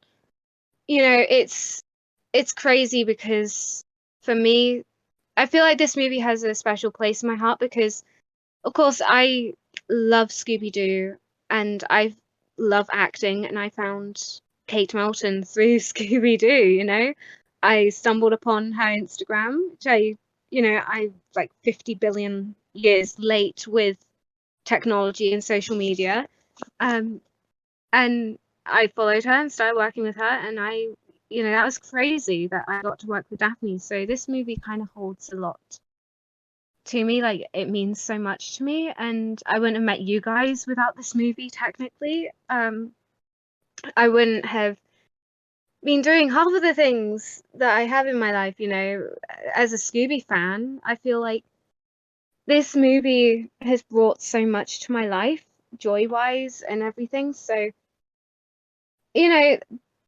there's not much that I can say bad about this movie, and I agree it's better than Scooby 2, Monsters Unleashed, because these were ghosts. They were really monsters unleashed in some ways. They're terrorizing the town in like cinemas and stuff like that. So I really enjoyed it, and I think this movie will stand no matter what year we watch it in. If it's like in 1,000 years' time, we're somehow reincarnated and the world is still a thing, and we're humans or aliens or whatever, and this movie is on TV, or we find a VHS or DVD, CD, whatever we watch it on, we'll sit and watch it and still enjoy it, I think. And it brings a smile to my face, even how poorly CGI'd Scooby is. So for me, it's a smash because I will still watch it a million times. And, I think this movie holds a special place in my heart because I found you guys through it, really. So yeah, it's my sappy moment. So that just goes to show that Simon Cowell was wrong. Friendship can save the day. Did you just say Simon Cowell? Owl! See, why I'm being cute and you can't stop belittling me. I mean, it kind of did sound like cow to No, me. it didn't. It didn't. Right. Okay, I just want to say the only thing that I am disappointed about, and I've touched upon this, is I wish that they made more merch for this movie, because they've done some really cool things that I've found. Like there's like little packs of stuff. There's like a chattering Scooby head, and something else that I found. I can't remember what, but I really want to collect all of these. I really want to get Kate Melton's signature. I wish they did pieceworks, like autograph cards and pieceworks for this, because I'd love to get Kate Melton's signature. I want to meet Kate Melton, but I think she'd probably have me tased and tackled to the ground before even making. I mean, I would definitely recommend it. But I don't know. It's nice there. Okay, so before we wrap up, next week, will be Curse of the Lake Monster, same cast, second movie. Of the Silver as we can tell, JB's already excited for that one, and community news. So First thing that's standing out to me is the Funko Soda release with the Loungefly bag, right? Yes. Can I ask you guys some honest questions? Oh dear. Did you guys watch the video that I made about it? I tried Yeah. to, and then you turned it off. Oh yeah. So that kind of shows all my thoughts on that. So I'll link that in the description, like a breakdown of everything that was released, all the chases and our opinions on the chases. But at this point, all that the people watching the channel have heard is my opinions on the chases and our kind of ranking list. And it would probably make more sense viewership wise if we made an ad hoc video of Milly's opinion. Perhaps we will clip this section, but I'm gonna ask Milly, what's your opinion on every single chase? And if you want, I can get images up for you. No, it's okay. I think I remember them off the top of my head. So the Creeper, it's a glow in the dark. I think it was fine to expect that one of them would be, but I would therefore say that it's the one that I'm least looking forward to, for that reason. The Abominable Snowman one, is it, JayBee? I'm thinking. I call it the Abominable Snowman, but I think technically, according to Where Are You, it's the Snow Ghost. I'm really happy that that's a flocked one. I do really like flocked Funkos. We have one and it's a little gremlin one. It's really cute. So I'm happy that it's one that's flocked. Again, I think we were just expecting standard glow in the dark. I didn't think they were going to put this much effort into it. I maybe expected the Scooby one to be flocked, but they've surpassed themselves there. Scooby Doo is an incredible idea to have for the chase. So again, I'm really excited about that. That ultimately would be the one that I would like the most. The Phantom Shadow, they have just released Phantom Shadow Funko Pops, the glow in the dark one, so I'm very happy they didn't do a chase there. That would have just been repeating itself. That being said, the red one didn't stand out to me as a prominent memory, although as you'll see from the video, if you do go back and watch it, JayBee did manage to find, you know, a scene where it's relevant too. The clown, again, really happy that it's got the clock there. It's one that I would like to get, admittedly, perhaps probably within my top 2. And I think that just leaves Shaggy with the Scooby snacks. I think I personally had a better idea of what I'd like to see there. I would have preferred to see them in their original, you know, that red outfit. I thought that would have perhaps made a better chase than just them holding a box of Scooby snacks. But again, maybe people would disagree with me there. Ultimately, though, I think what's important to take away is we managed to get our hands on 2 of these, which we are going to do unbox. JayBee's playing a face. Was I not meant to say that? No, I just, it's good stuff. Okay, well, we'll be doing 2 unboxing videos, so subscribe for that. And my 2 favourites to get would be if we could get the Scooby Doo chase, because I think you get 1 per set. So I'd ideally like the Scooby Doo chase and the clown one, I think. See, the clown one is the one that we differ on the most, because that's, I think, in my bottom 2. But it's in your top 2. So that's very interesting. Gonna be very interesting. My bottom one would have to be the Creeper and then maybe the Phantom Shadow. See, I don't know. I think I would love the Creeper purely from the point where the actual standard Creeper Funko is so expensive now. But it's such an iconic villain that it'd be nice to have something of them. I just think that, but you're going to get a common, hopefully. I'm hoping true. Common. Yeah, that's true. Because the glow in the dark looks exactly the same. I didn't think about the common. Oh, I like that. You're great. I should have you on these videos more often. Do you wanna make it JayBee and Milly? We did, like nearly I'm joking. 2 years ago, JayBee. So why do you like the Ghost Clan? Because I want to pick your brain. What's your rationale behind liking them? Because I want to be converted or just understand you a bit better. Okay, remind me what movie the Abominable Snowman's from. The Snow Ghost. Yeah, The Snow Ghost. It's from, I think, Where Are You? Yeah, in the episode That Snow Ghost. Okay, I guess it just doesn't stand out to me. And when I think of movies with snow villains, I think of Chill Out Scooby Doo, and if you've seen the review on that, you'll understand why I wouldn't want it. The Creeper, like I say, I wouldn't want that. It's just pretty much, well, I'm not saying I wouldn't want it. I'd be happy if we got any chase, but it would be one of my less favourite ones to get, just because the Creeper, like I say, you can't see the difference unless you've physically left it in the light and then turned the light off. The Phantom Shadow, we've got a Phantom Shadow Funko Pop, and like I said, I don't really remember the red one. So if anything, it's process of elimination that leaves me with the Clown and Scooby Doo as the 2 that I would want the most. Do you think I'm boring for having have the idea that I prefer that the Clown just stayed the same colour for the chase, but it was just holding the pocket watch? I'm surprised at that, because isn't the chase purple? Yeah. And you're a Daphne simp. Oh, for God's sake. So I just thought the fact that it was purple you'd be happy with. But that was okay.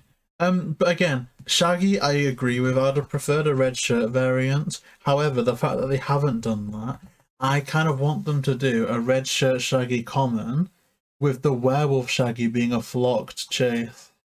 Oh, that would be stunning. Yes. I'd love that. This is so weird though, because it's expensive, really expensive. Even if it was how I'd almost prefer in a way, although this would be more expensive long term, I think, where they just release common sodas, so we could do like a stream of like maybe 5 or something, versus the crate of them where once you've got your chase, that's your chase. But it's so expensive. But I would love for them to release so many of these sodas, because I think I'm a Funko soda addict. I really do. I really do. I would be surprised if we managed to get a full set of these, just because it is so difficult. Well, we've got some chases from other sets and stuff that we could hopefully trade with people. And like we said, a lot of people have the Ghost Clown in their bottom too, and you really want it. So I think it would be very easy to trade. If you did get a Creeper, I would be willing to trade with someone who has a Ghost Clown. We have a Chase Werewolf soda and a Chase Space Kook soda spare. So. If anyone's listening to this and we don't get Scooby Doo, I would entertain. No one's gonna. I would entertain sending Both of them. both chases for Scooby Doo and Eternal Love. Any other community news? Well, what JayBee? does Rhianna think? I'm about sorry, some of I'm just these like designs? speeding you along. I'm so sorry. What's your favourite one, Rhianna? Because if we stumble across a few extras, we might need to send you some pleasure through the mail. Well, so looking at it, I loved the flocked snow ghost. I really like the look of all of them. You know, the creeper is glow in the dark, which is cool. The red phantom isn't he from the ice cream episode, like the ice cream ghost? Yeah, there were like maybe 3 flavours. Yeah, there was chocolate, vanilla, and strawberry, which I really enjoy that episode, but it also freaks me out still to this day. Scooby Dum, of course, is like, Dum dum dum dum. oh my god. Like, if you don't like Scooby Dum, you're dumb. I'm sorry. But the ghost clown, that episode scares me, but I do like the colours. And I love the fact that they've got Shaggy holding a Scooby snack box. It's like, I don't know. I think my favourite two would be the ice cream ghost and Scooby Dum, I think. Aww. They, I think, would be my favourite two. You know, it's actually surprising, because in all the videos, and there's not many, I've seen all people's opinions on this drop. A lot of people's favourite is that ice cream phantom. It's kind of crazy, but I also love how Scooby villains are almost like Pokemon or Animal Crossing villagers. Every single one is someone's favourite, and that's what I really like about the Scooby franchise in general. But I guess that kind of wraps things up in terms of community news, unless there's some more. Oh god, that bloody company that doesn't make things easy to ship to the UK has announced something new that I just ignore when I see things. Some stupid t-shirt company, again, that don't ship to the UK has announced some stuff. There's enough US based people that can cover all that stuff. They get paid loads to cover it. I'm not paid anything. Screw them if they don't want to ship. Okay. That's it, I guess. Out of gratitude, check out Gary Chalk's social media, Cian's Herf social media, David Newman's social media, and Kate Melton coaching. That'll be in the description. Just much love to this cast. Much love to Milly, to Rhianna, to smASH, who isn't here. Much love to me. I think this is great. And I can't really think of any more news, but again, this has been a significant episode for community news with that massive Funko drop, so I think this is good. And I'm very grateful to be doing this podcast with everyone. I guess if it's your first time hearing about the Funko drop, we have posted pictures of all the chases on our Instagram, and they're on the video JayBee did too. Yeah, and I guess once we do kind of rip open some of them and like get some chases, we'll post them all on Instagram, so I guess followers, that's in our link tree in the description. So yeah, I think that's it, everyone. So thank you so much for listening to another episode of the Smash or Pass podcast. We only have 2 more movies to review, and then we're kind of getting to the stage where we're wrapping up and maybe doing some of like the last episodes ever. It's a very emotional journey right now. It's going to be absolutely incredible. Thank you so We will much to never everyone Not this again, for JayBee. joining us on this journey. So yeah, please like, comment, and subscribe to JayBee and Milly. I think Kate Melton's amazing. And Rhianna's Instagram's below. It's not. We hope you loved this episode and watching Scooby Doo The Mystery Begins with us. Please check out my page at katemeltoncoaching.com or on Instagram at katemeltoncoaching.